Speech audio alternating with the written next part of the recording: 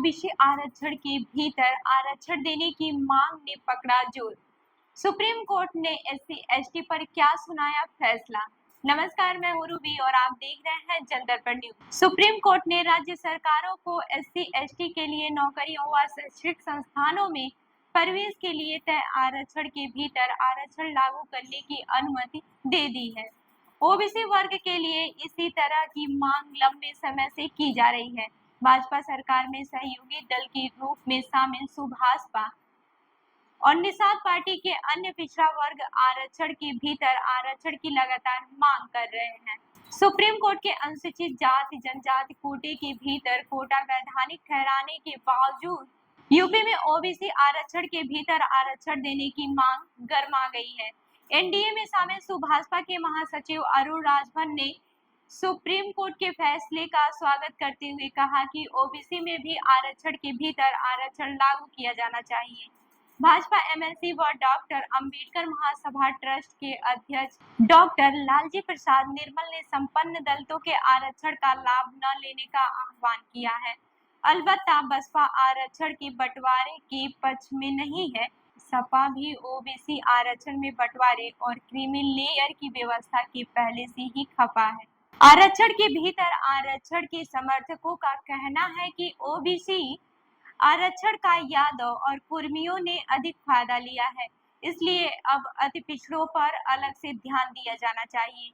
इसी तरह से दलितों में वाल्मीकि, धानुक और डोम शरीक जातियों को कम लाभ मिलने की भी बात समय समय पर उठती रही है।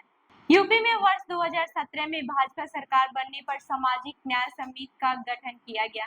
इस समिति ने वर्ष 2018 में राज्य सरकार को रिपोर्ट सौंपी, लेकिन इसे आधिकारिक रूप से सार्वजनिक नहीं किया गया। सूत्रों के अनुसार रिपोर्ट में ओबीसी आरक्षण की 3 श्रेणियों में वर्गीकरण किया गया था।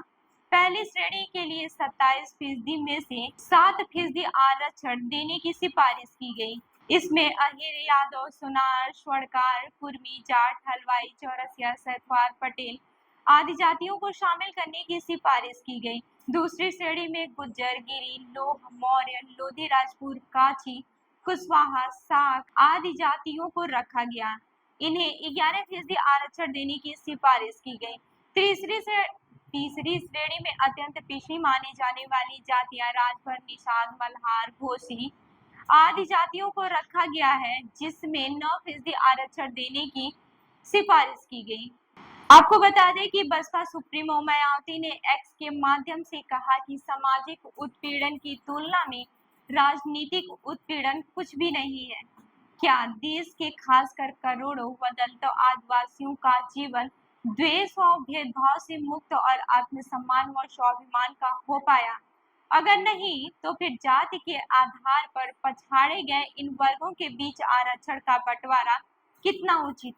उन्होंने कहा कि देश के एससी/एसटी व ओबीसी बहुजनों के प्रति कांग्रेस व भाजपा और उनकी सरकारों का रवैया उदारवादी रहा है, सुधारवादी नहीं।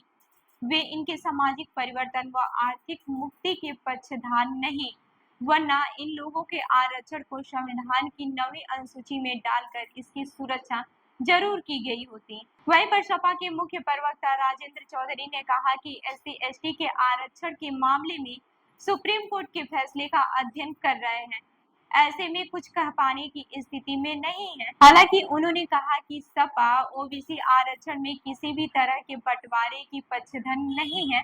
हम क्रीमी लेयर की व्यवस्था को भी जायज नहीं मानते। तो इस खबर पर क्या है आपकी राय, हमें जरूर बताइए। तब तक के लिए जुड़े रहिए हमारे साथ। धन्यवाद।